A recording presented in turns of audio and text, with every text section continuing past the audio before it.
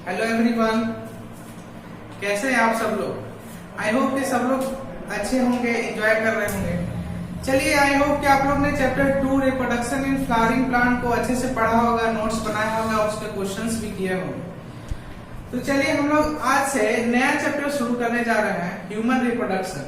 तो चलिए, स्वागत है आपका हमारे यूट्यूब चैनल अर्जुन पटना में। आज से हम लोग क्या करेंगे, ह्यूमन रिप्रोडक्शन को स्टार्ट करेंगे।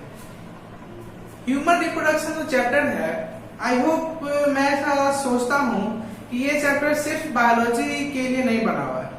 मतलब मेरे कहने का मतलब है कि ये चैप्टर जरूरी नहीं कि सिर्फ बायोलॉजी वाले स्टूडेंट ही पढ़ सकते हैं, ऐसा कोई जरूरी नहीं है। ये चैप्टर हमारे लाइफ से जुड़ा हुआ है, हमसे जुड़ा हुआ है, आपसे जुड़ा हुआ है। तो बहुत सारे हमारे लाइफ में ऐसे ऐसे क्वेश्चंस आते हैं जो कि हम किसी के साथ डिस्कस नहीं कर सकते हैं। तो वो सारा चीज हम लोग कहाँ से सीखेंगे, यहीं से सीखेंगे। इसलिए मैं तो कहूंगा कि चाहे वो किसी भी सेक्टर के बच्चे क्यों ना हो, अगर उन्हें ऐसा कुछ सवाल मन में आ रहा है तो वो लोग भी ये चैप्टर को पढ़ सकते हैं। हालांकि इसमें बहुत सारे टेक्निकल टर्म्स है, वो सब उन्हें जानने की जरूरत नहीं है, लेकिन जो बेसिक चीजें हैं लाइफ के बारे में, हमारे बारे में, रिप्रोडक्शन के बारे में, वो सारा चीज इसमें मिल जाएगा। तो नाम ही है चैप्टर का ह्यूमन रिप्रोडक्शन, और हम लोग ह्यूमन ही है, तो हमारे रिप्रोडक्शन में क्या क्या चीजें होती हैं वो सारे चीज के बारे में हम लोग इस चैप्टर में डिटेल में पढ़ेंगे। तो चलिए, हम लोग क्या करते हैं कि आज का चैप्टर स्टार्ट करते हैं। आज का लेक्चर बहुत ही बेसिक होगा, हम लोग बहुत ही बेसिक चीजें पढ़ेंगे। जो चीजें हम लोग 10th क्लास में पढ़ चुकी होंगी वो सारी चीज हम लोग इसे पढ़ेंगे। थोड़ा सा 1-2 और पॉइंट ज्यादा है 12th स्टैंडर्ड में, तो उसको हम लोग बढ़िया से कवर करेंगे। तो सबसे पहला चीज, sexual reproduction in flowering plant हम लोग पढ़े, सेक्सुअल रिप्रोडक्शन इन ऑर्गेनिज्म पढ़े। अब ह्यूमन के बारे में स्पेशली रिप्रोडक्शन हम लोग पढ़ने वाले हैं, ह्यूमन रिप्रोडक्शन। तो ह्यूमन क्या है, आप लोग सोचिए, ह्यूमन किस कैटेगरी में आते हैं? विविपेरस में आते हैं, ओविपेरस में आते हैं, किस कैटेगरी में आते हैं? तो ऑब्वियस सी बात है, आप लोग का आंसर होगा विविपेरस। सब लोग जान रहे हो कि ह्यूमन बीइंग जो है वो विविपेरस है। क्यों? क्योंकि वो डायरेक्ट यंग वंस को बर्थ करते हैं, एग ले नहीं करते हैं। ठीक है, ये समझ गए। ह्यूमन का रिप्रोडक्शन किस मोड ऑफ रिप्रोडक्शन से होता है, ये सोचिए, एसेक्सुअल या सेक्सुअल। तो इसमें भी आप लोग बोलिएगा कि सेक्सुअल मोड से ही होता है, ये तो सब लोग जानते हैं। तो चलिए, सबसे पहला पॉइंट हम लोग लिखते हैं। हालांकि इस चैप्टर में बहुत सारे ऐसे भी चीजें हैं जो कि मैं ना लिखवाऊं, सिर्फ समझाऊं, तो भी आपको वो चीज समझ में आ जाएगा। लेकिन हम लोग का मोटो ही यही है कि हम लोग पढ़ाने के साथ साथ आपका नोट्स भी रेडी करना है। ऐसा नहीं कि हम लोग इधर पढ़ा दिए, नोट्स आप लोगों को सेंड कर दिए, तो वो नोट्स बेहतर नहीं होता है। जो नोट्स आप लोग पढ़ करके खुद से बनाएंगे वो नोट्स सबसे ज्यादा अच्छा होता है और आपके लिए भी इफिशियंट होता है। तो इसीलिए हम लोग सब चीज को लिखवा करके चलते हैं। वैसा नहीं मैं यहाँ पर लिखवाऊंगा human being reproduce sexually and human beings are viviparous, ये चीज तो मैं नहीं भी लिखवा सकता था, क्योंकि ये चीज तो आप लोगों को पता है। लेकिन फिर भी नोट्स बनाने के लिए, आपके एग्जाम पॉइंट ऑफ व्यू से पढ़ने के लिए नोट्स बनाना बहुत जरूरी है। तो चलिए, बिना टाइम वेस्ट किए हम लोग क्या करते हैं कि फर्स्ट पॉइंट अपना इस चैप्टर का लिखते हैं। ह्यूमन बीइंग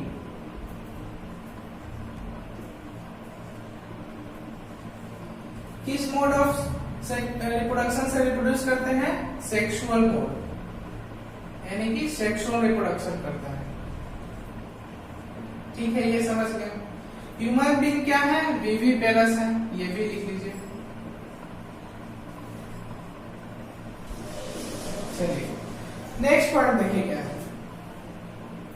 ह्यूमन बीइंग के अंदर क्या होता है, आप लोग ये चीज जान रहे होंगे।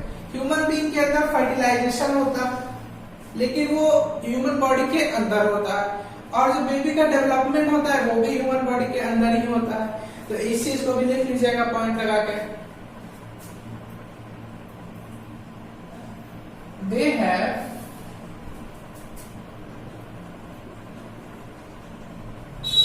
Internal fertilisation and internal development, यानी कि फर्टिलाइजेशन और डेवलपमेंट दोनों जो चीज है वो ह्यूमन बॉडी के अंदर ही होता है, ह्यूमन बॉडी के बाहर नहीं होता है।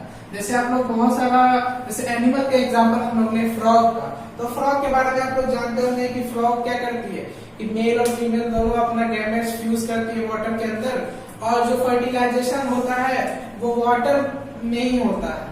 सराउंडिंग जो है फर्टिलाइजेशन का जायगोट फॉर्मेशन का वो वाटर होता है, ह्यूमन बॉडी के मतलब एनिमल बॉडी के अंदर नहीं होता। तो जो जायगोट का फॉर्मेशन होता है, फर्टिलाइजेशन होता है, वो क्या होता है वाटर मीडियम में होता है, और टेडपोल का डेवलपमेंट भी वाटर मीडियम में ही होता है, इंटरनल नहीं होता। चलिए अब हम लोग क्या करते हैं, टॉपिक लगाइएगा नेक्स्ट। अब ह्यूमन रिप्रोडक्शन हम लोग पढ़ रहे हैं, ह्यूमन के अंदर रिप्रोडक्शन होना। अब रिप्रोडक्शन होने के लिए भी बहुत सारे प्रोसेस होते होंगे, जैसे अगर मान लीजिए कि कोई भी चीज, जैसे कोई भी छोटा सा काम ही ले लीजिए कि कोई खाना बनाना, तो खाना बनाने के लिए बहुत सारा प्रोसेस है। पहले बर्तन को लाना, फिर जो भी इंग्रेडिएंट्स है हमें खाना बनाना है उस चीज को लाना, उसको फ्रेश करके धोना, फिर उसको कट करना पीसेस पीसेस में, फिर उसका और भी बहुत सारा प्रोसेस होता है। तो उसी तरह से ह्यूमन रिप्रोडक्शन में बहुत सारे प्रोसेस होते हैं, तो उसको हम लोग एक एक करके पहले ब्रीफ रिव्यू ले लेते हैं क्या होता है, फिर वही चीज को हम लोग डिटेल में पूरे चैप्टर में पढ़ेंगे। तो लिखिए the process of sexual reproduction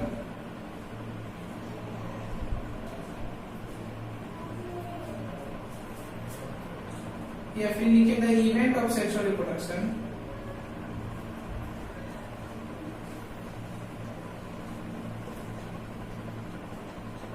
in humans consist of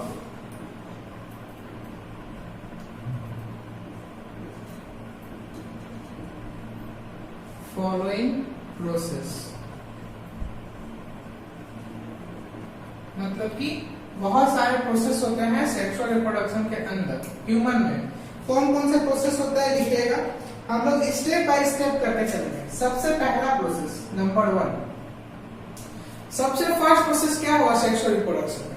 sexual reproduction होने के लिए सबसे पहले क्या चीज चाहिए, सेक्सुअल रिप्रोडक्शन का यूनिट क्या है, गैमेट्स है, क्योंकि गैमेट्स जब तक नहीं होगा तब तक फर्टिलाइज कौन करेगा, और जब तक फर्टिलाइजेशन नहीं होगा तो सेक्सुअल रिप्रोडक्शन हम लोग कैसे बोल सकते हैं।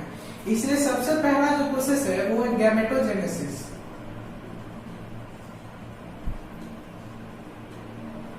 नाम से ही पता चला होगा गैमेट जेनेसिस। गैमेट का मतलब जानते हैं मेल और फीमेल गैमेट, और जेनेसिस का मतलब फॉर्मेशन या प्रोडक्शन। सेकेंड प्रोसेस क्या है, सेकेंड प्रोसेस हमारा है इंसेमिनेशन। इंसेमिनेशन मतलब क्या होता है, गैमेट का फॉर्मेशन तो हो गया, अब जब तक मेल गैमेट फीमेल के पास नहीं पहुंचेगा तो फर्टिलाइजेशन कैसे होगा, तो उसी प्रोसेस को हम लोग इंसेमिनेशन बोलते हैं। थर्ड हमारा प्रोसेस हो गया फर्टिलाइजेशन।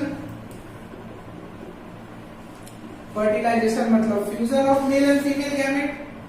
फोर्थ प्रोसेस हमारा क्या होगा, फोर्थ प्रोसेस हमारा होगा क्लीवेज। अब क्लीवेज क्या होता है मैं आपको बताता हूं, पहले नोट कर लीजिए।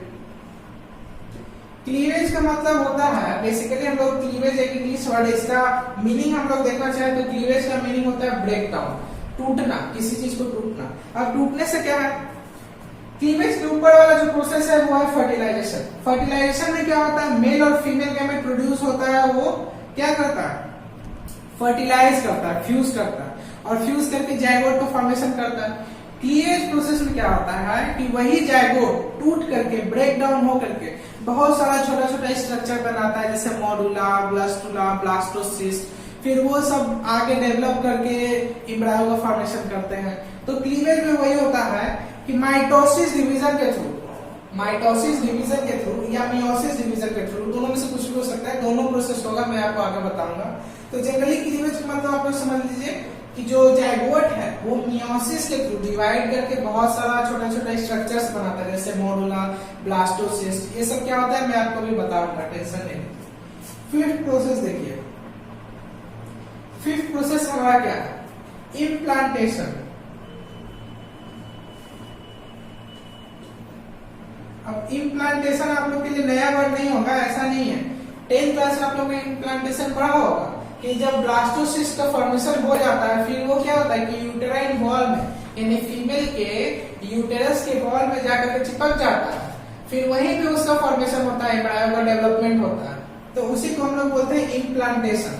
मतलब जो ब्लास्टोसिस्ट का जो फॉर्मेशन होगा 16 सेल जायगोट का, वो यूटेराइन वॉल में यानी फीमेल के यूटेरस के वॉल में जाकर के स्टिक कर जाएगा, उसी को हम लोग बोलेंगे इम्प्लांटेशन। नेक्स्ट प्रोसेस देखिए 6 नंबर, जेस्टेशन। जेस्टेशन क्या होता है? जेस्टेशन या गेस्टेशन जो आप लोग बोलिए। जेस्टेशन मतलब होता है कि जो रियल जो टाइम पीरियड होता है एम्ब्रायो का डेवलप होकर के एक इन्फेंट बनाना, उसी को हम लोग बोलते हैं जेस्टेशन। जो हमारा 9th मंथ का पीरियड होता है जिसमें कि एम्ब्रायो का डेवलपमेंट एक बेबी के रूप में हो जाता है, उसी को हम लोग जेस्टेशन पीरियड बोलते हैं। और जो हमारा 7th पॉइंट है, स्टेप है, और ये हमारा लास्ट स्टेप है, वो है पार्चुरेशन। पार्चुरेशन क्या होता है ये चीज समझिए, ये भी आप लोग वर्ड जानते होंगे। पार्चुरेशन का मतलब कि भाई सब चीज हो गया, embryo, zygote formation, embryo formation, embryo development, baby formation, infant formation, female foetus formation, सब चीज हो गया।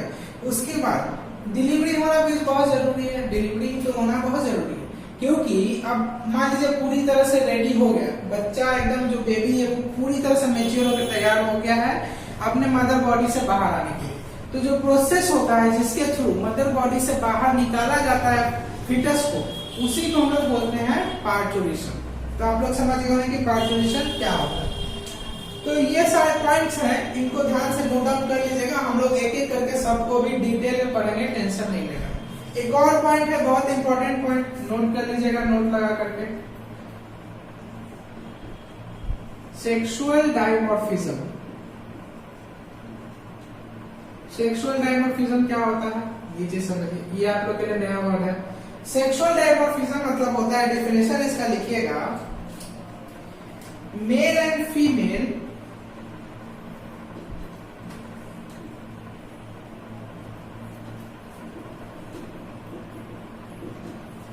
visibly different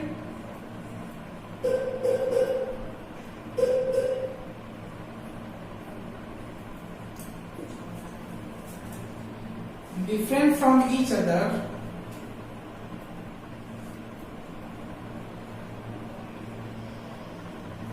in physical appearance,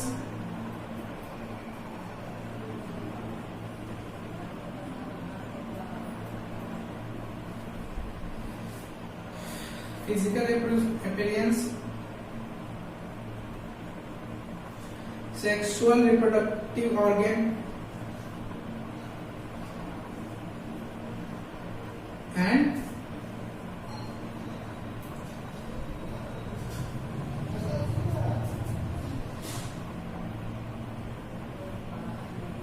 accessory ducts या फिर ग्लैंड्स, दोनों में से कुछ भी हो सकता है। तो सेक्सुअल डायमॉर्फिज्म का मतलब होता है कि हम लोग मेल और फीमेल को दोनों को अगर फिजिकली देखें, मतलब फिजिकली मतलब क्या होता है, बाहर से एक मेल को देखें और एक फीमेल को देखें, तो हम लोग को साफ साफ नजर आ जाएगा कि दोनों में क्या क्या डिफरेंस है। फिजिकल अपीयरेंस में देखें तो फिजिकल अपीयरेंस में भी क्या डिफरेंस है, क्या शेप है, बॉडी का क्या शेप है, ये सब चीज हम लोग को पता चल जाएगा। जेनेटल ऑर्गन को हम लोग देखें, जेनेटल ऑर्गन को, तो मेल जेनेटल ऑर्गन और फीमेल जेनेटल ऑर्गन दोनों में काफी ज्यादा डिफरेंस है, आप लोग समझ रहे होंगे, वो भी हम लोग को फिजिकली दिख जाता है। और जो थर्ड हमारा है वो सेक्सुअल कैरेक्टर्स भी बोल सकते हैं, एक्सेसरी डक्ट या एक्सेसरी सेक्सुअल कैरेक्टर्स। चलिए हम यहाँ पर सेक्सुअल कैरेक्टर ही लिख देते हैं, ज्यादा नहीं रहेगा। एक्सेसरी सेक्सुअल कैरेक्टर्स, तो एक्सेसरी सेक्सुअल कैरेक्टर्स मतलब क्या होता है कि मेल और फीमेल का जो जो चीज कैरेक्टर है, जैसे आवाज में चेंज होना या फिर बियर्ड का ना होना फीमेल में, माउस्टेज का ना होना फीमेल में, ये सारा चीज सेक्सुअल कैरेक्टर्स में आता है। तो ये सब चीज हम लोग फिजिकली देख के पहचान सकते हैं सारा बेसिस पे कि मेल और फीमेल कौन है। मेल और फीमेल को हम लोग अलग अलग कर सकते हैं, डिफ्रेंशिएट कर सकते हैं, ये सारे बेसिस पे, ये सारे क्राइटेरिया। तो इसी को हम लोग बोलते हैं सेक्सुअल डायमॉर्फिज्म, जिसमें कि हम लोग देख करके पहचानते हैं कि कौन मेल है कौन फीमेल है, किसका किसका क्या क्या कैरेक्टर्स है, उसी चीज को हम लोग बोलते हैं सेक्सुअल डायमॉर्फिज्म। ये चीज समझ गए। एक और पॉइंट है बहुत इंपॉर्टेंट है, नोट कर लीजिएगा। क्या पॉइंट है? नेक्स्ट हमारा पॉइंट है, बहुत इंपॉर्टेंट पॉइंट है, लिखिए सेक्सुअल या sex organ are also called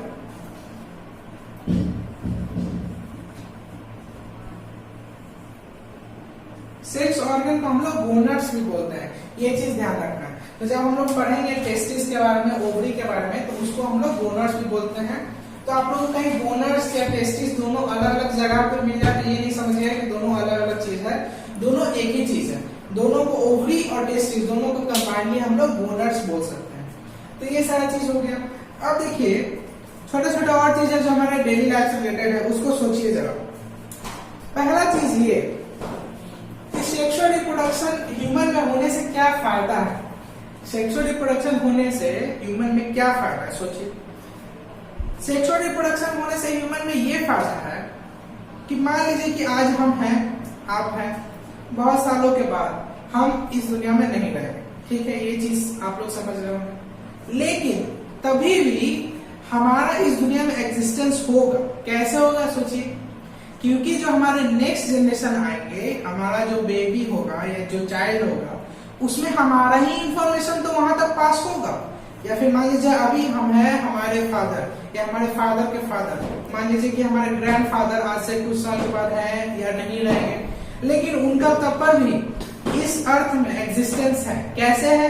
मेरे थ्रू, मेरे डैड के थ्रू उनका इस अर्थ में एग्जिस्टेंस है, क्योंकि उन्हीं का गैमेट्स हमारे ऊपर ट्रांसफर हुआ है, उन्हीं का कैरेक्टर्स हमारे ऊपर ट्रांसफर हुआ है।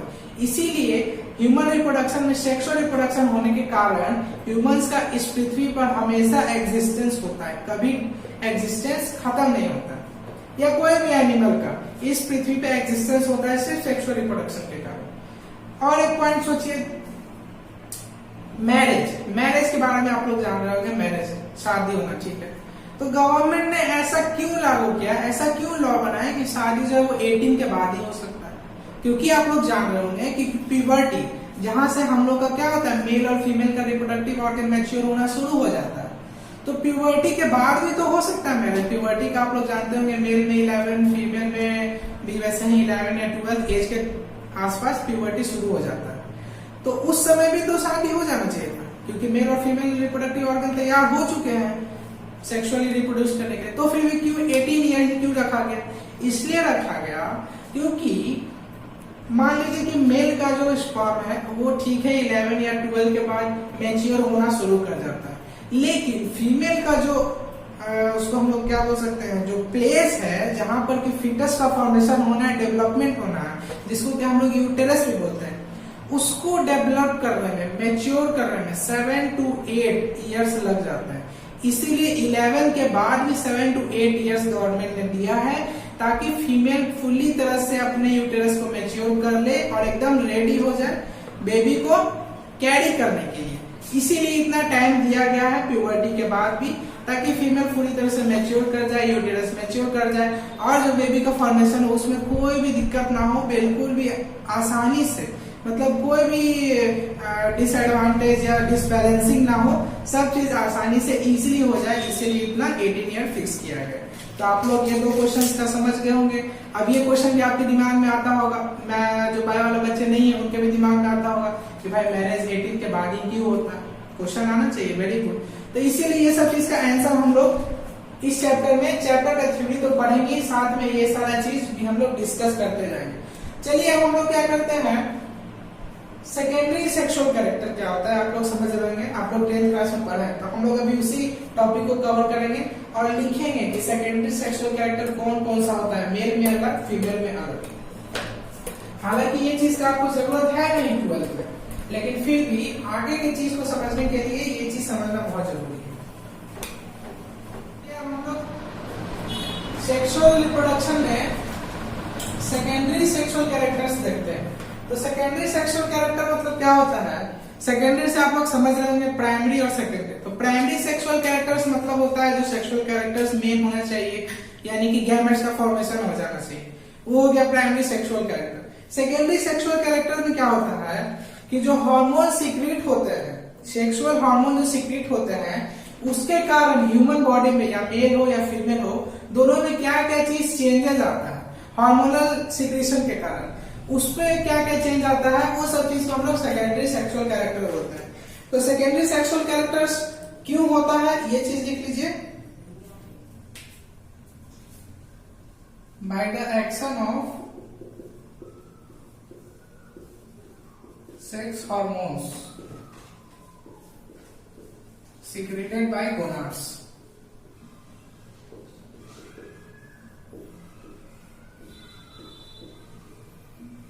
तो गोनाड्स के द्वारा यानी टेस्टिस या ओवरी के द्वारा जो भी हार्मोन्स सीक्रेट किए जाते हैं उनकी वजह से बॉडी में क्या क्या चेंज आता है उसी को हम लोग बोलेंगे sexual characters.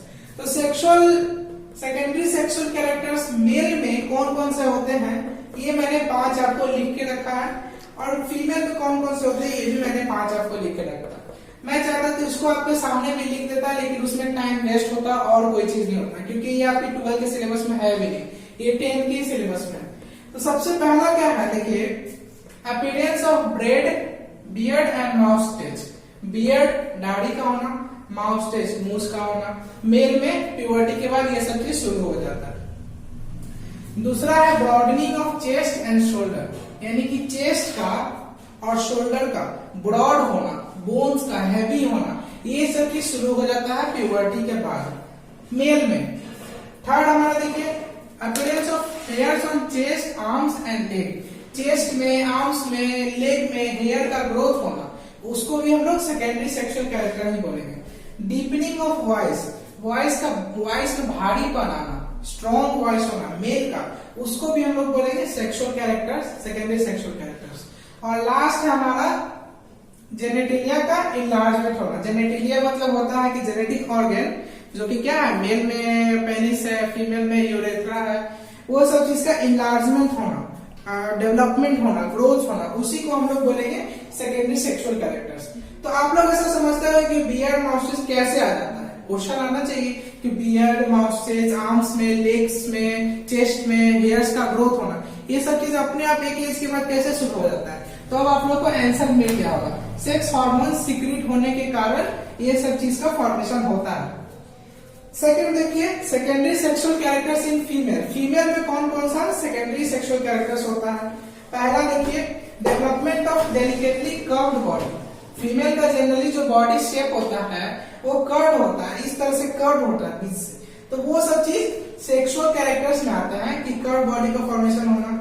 Growth of pubic hair, pubic hair का ग्रोथ होना, मतलब जो रिप्रोडक्टिव ऑर्गन है जेनेटिलिया, उसके पास वाले एरिया में हेयर्स का ग्रोथ होना, वो भी होगा सेकेंडरी सेक्सुअल कैरेक्टर्स। थर्ड हमारा है इनलार्जमेंट ऑफ ब्रेस्ट, ब्रेस्ट का इनलार्जमेंट होना। जो फीमेल में ये बहुत ही मतलब बेबी को, फीटस को नरिशमेंट करने के लिए, इन्फेंट को नरिशमेंट करने के लिए बहुत ही इंपॉर्टेंट रोल है ब्रेस्ट का, क्योंकि इसमें मेमोरी ग्लैंड प्रेजेंट होता है जो कि मेल का प्रोडक्शन करता है, इसलिए ब्रेस्ट का भी बहुत ज्यादा इंपॉर्टेंस है। फोर्थ देखिए sweetening and sharpening of voice. Generally जो गर्ल्स का वॉइस होता है वो स्वीट होता है और शार्प होता है, मतलब उसमें बहुत ज्यादा श्रिलनेस होती है, मतलब अगर गर्ल्स मान लीजिए चिल्लाएगी, जोर से चिल्लाती है, तो वो आवाज हमारे कानों में बहुत तेजी से जाएगी, एकदम श्रिल पतला आवाज। वो भी क्यों होता है, ये सेक्सुअल कैरेक्टर्स क्यों होता है, सेक्स हार्मोन के कारण ही होता है। और जो हमारा लास्ट है इनिशिएशन ऑफ मेंस्ट्रुअल साइकिल, जो गर्ल्स में मेंस्ट्रुअल साइकिल होता है जो कि हर एक 28 मंथ में रिपीट करता है, वो भी हमारा सेक्सुअल कैरेक्टर ही होगा, सेकेंडरी सेक्सुअल कैरेक्टर। यहाँ पर एक चीज लिखा हुआ है मेनार्क। मेनार्क क्या होता है आप लोग जान रहे होंगे कि मेंस्ट्रुअल साइकिल के स्टार्ट होना, उसको हम लोग बोलेंगे मेनार्क, और जब मेंस्ट्रुअल साइकिल स्टॉप हो जाएगा 45 to 50 वाले एज में, उसको हम लोग मोनोपॉज बोलेंगे। ये चीज आप लोग जान रहे होंगे। तो चलिए अब हम लोग क्या करते हैं कि नेक्स्ट अपने टॉपिक के ऊपर बढ़ते हैं।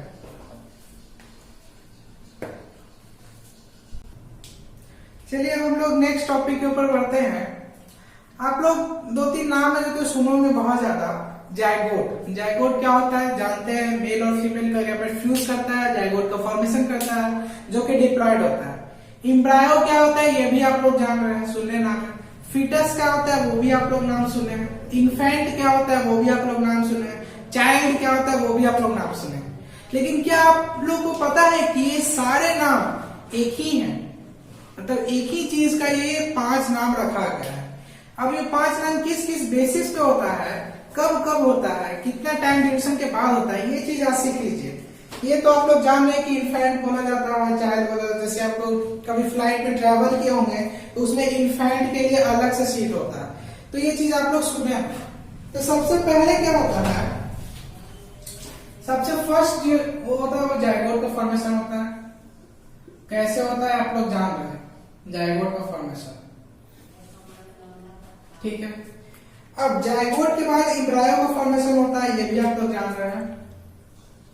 तो चलिए जायगोट के बाद हम लोग क्या बोल देंगे कि एम्ब्रायो फॉर्मेशन हो गया।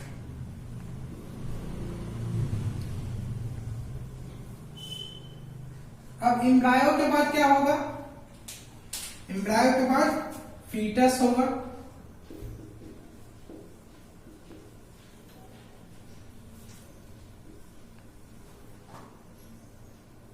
और फीटस के बाद हमारा जो लास्ट नेम होगा वो होगा क्या, इन्फेंट होगा।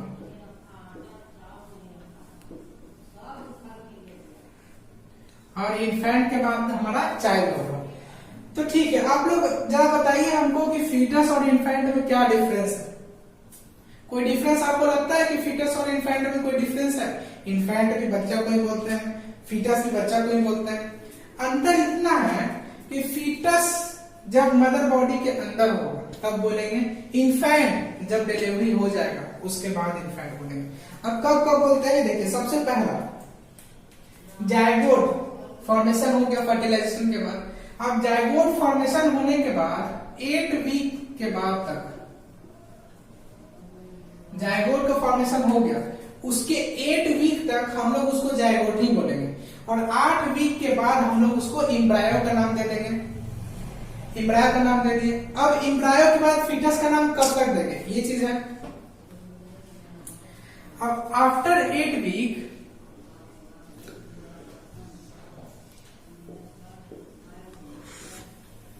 टिल डिलीवरी, यानी कि 8 वीक के बाद डिलीवरी होने तक के समय को हम लोग उसको फीटस बोलेंगे।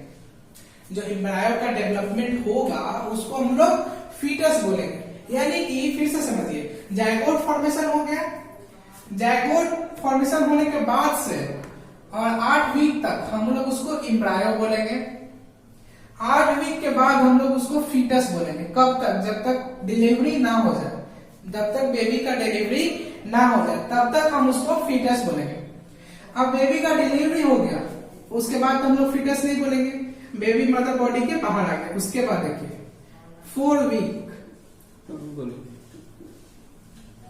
आफ्टर डिलीवरी, यानी कि डिलीवरी होने के 4 वीक तक हम लोग उसको इन्फेंट का नाम दे देंगे, और 4 वीक के बाद हम लोग उसको जनरली चाइल्ड बोल सकते हैं। तो आप लोग को समझ में आया होगा एक साइंटिफिक टर्म कि हम लोग डिप्लॉयड जायगोट को कब एम्ब्रायो बोल सकते हैं, कब फीटस बोल सकते हैं, कब इन्फेंट बोल सकते हैं, कब चाइल्ड बोल सकते हैं। ये चीज आपको समझ में आया होगा। फिर से मैं बता देता हूँ, जायगोट का फॉर्मेशन हो गया, उसके बाद 8 वीक तक हम लोग उसको एम्ब्रायो बोलेंगे।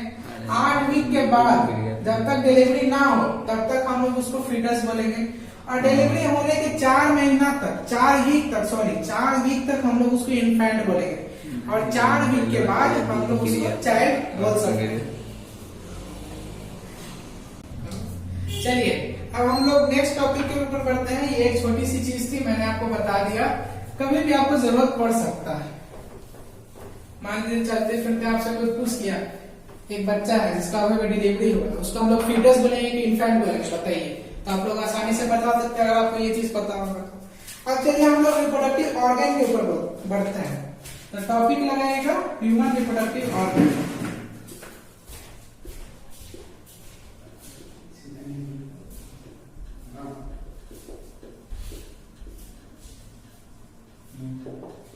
पहले हम लोग जनरल व्यू ले लेते हैं ह्यूमन रिप्रोडक्टिव ऑर्गन में, फिर हम लोग मेल और फीमेल को अलग अलग पढ़ेंगे। तो सबसे पहला चीज, ह्यूमन रिप्रोडक्टिव ऑर्गन में 4 चीज कंसिस्ट है, ये चीज जान लीजिए। 4 चीज, उसी 4 चीज से total human reproductive organ complete हो जाता है। सबसे पहला चीज प्राइमरी सेक्स ऑर्गन। ये मैं पूरा प्राइमरी स्पेलिंग नहीं लिख रहा हूँ, प्राइमरी को 1 डिग्री से डिनोट कर सकते हैं। तो प्राइमरी सेक्स ऑर्गन। दूसरा हमारा हो गया सेकेंडरी सेक्स ऑर्गन।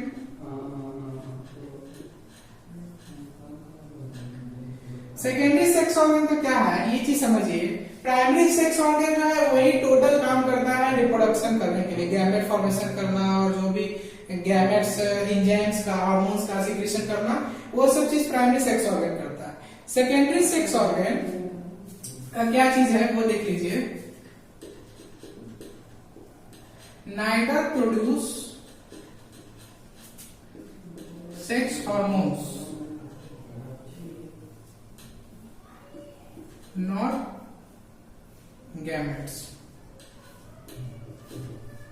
यानी कि सेकेंडरी सेक्स ऑर्गन ना ही गैमेट्स का प्रोडक्शन करता है, ना ही सेक्सुअल हार्मोन्स का प्रोडक्शन करता है। फिर भी सेकेंडरी सेक्सुअल ऑर्गन का बहुत इंपॉर्टेंस है, क्योंकि मान लीजिए कि प्राइमरी सेक्स ऑर्गन गैमेट का फॉर्मेशन कर दिया, लेकिन उसको ट्रांसफर करने में हेल्प करता है सेकेंडरी सेक्स ऑर्गन। अब सेकेंडरी सेक्स ऑर्गन में क्या होता है मैं अभी आपको लिख पाऊंगा। थर्ड जो बहुत इंपॉर्टेंट चीज है वो है डक्ट्स। डक्ट्स मतलब होता है पाथवे, जहां से ट्रांसफर होगा या फिर ट्रेवल करेगा गैमेट्स। और लास्ट जो हमारा चीज है वो है जेनिटेलिया।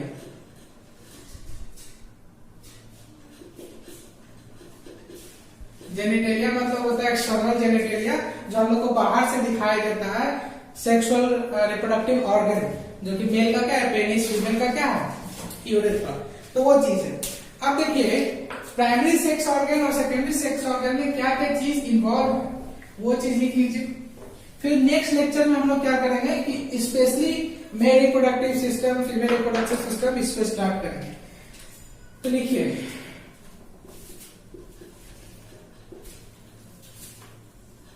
प्राइमरी सेक्स ऑर्गन कौन कौन सा। अगर हम लोग मेल में देखें, इन मेल, तो मेल में प्राइमरी सेक्स ऑर्गन टेस्टिस है। फीमेल में अगर हम लोग देखें तो फीमेल में हमारा ओवरी है, जो कि प्राइमरी सेक्स ऑर्गन है। प्राइमरी मतलब जाहिर है सबसे ज्यादा इंपॉर्टेंस इसी चीज का है, क्यों? क्योंकि गैमेट्स का प्रोडक्शन यही लोग करता है। सेकेंडरी सेक्स ऑर्गन में कौन कौन से ऑर्गन्स आते हैं ये चीज लिख लीजिए।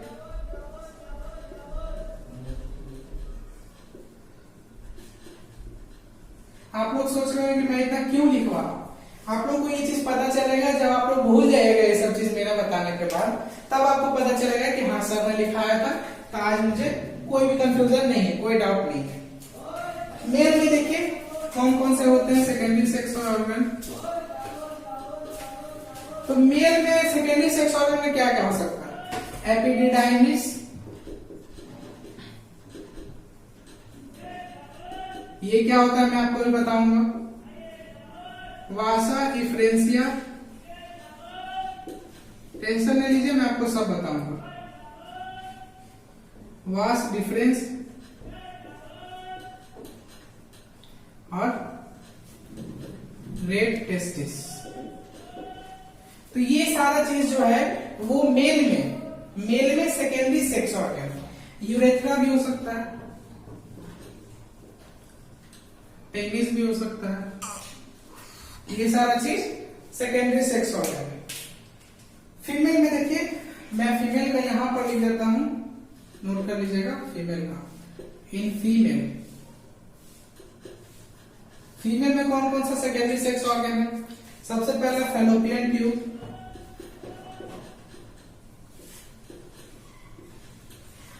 दूसरा वेजाइना, वल्वा, ये सारी चीज सेकेंडरी सेक्स ऑर्गन में आ सकता है। यूरेटस, जहां पर के बेबी का फॉर्मेशन डेवलपमेंट होगा। तो ये चीज बहुत ही इंपॉर्टेंट है, इसको ध्यान से आप लोग नोट कर लीजिएगा। हालांकि कोई बड़ा चीज नहीं है लेकिन बहुत इंपॉर्टेंट है। अब आपसे कोई पूछ रहा है कि भाई रेड टेस्टिस कैसा सेक्स ऑर्गन है मेल में, प्राइमरी सेक्स ऑर्गन है या सेकेंडरी सेक्स ऑर्गन? तो अगर आप लोग को ये चार्ट पता है तो आप लोग इजीली बता सकते हैं कि रेड टेस्टिस जो है वो सेकेंडरी सेक्स ऑर्गन में आता है। ठीक है, तो हम लोग आज का लेक्चर यहीं पर खत्म करते हैं। हालांकि मैंने आज सोचा था कि मेल रिप्रोडक्टिव ऑर्गन भी पढ़ाऊंगा, लेकिन आज थोड़ा टाइम ज्यादा लग गया, इसलिए कोई बात नहीं, हम लोग नेक्स्ट लेक्चर में मेल रिप्रोडक्टिव ऑर्गन को स्टार्ट करेंगे और बहुत ही बेसिक से ए से लेकर जेड तक पहुंचेंगे, सारा चीज कवर करेंगे। तो चलिए आज का लेक्चर हम लोग यहीं खत्म करते हैं। ये हमारा ह्यूमन रिप्रोडक्शन पहला लेक्चर था। नेक्स्ट लेक्चर में, लेक्चर नंबर 2 में हम लोग मेल रिप्रोडक्टिव सिस्टम का बेसिक कॉन्सेप्ट से लेकर के हाई लेवल कॉन्सेप्ट तक सारा चीज कवर करेंगे। तो नेक्स्ट लेक्चर में हम लोग जहाँ बहुत ही जल्दी मिलेंगे। आप लोग हमारे चैनल से जुड़े रहिए। तो आज के लिए इतना ही। नोट्स बढ़िया से बनाइएगा, हम लोग नेक्स्ट लेक्चर में बहुत जल्दी मिलेंगे। Thank you.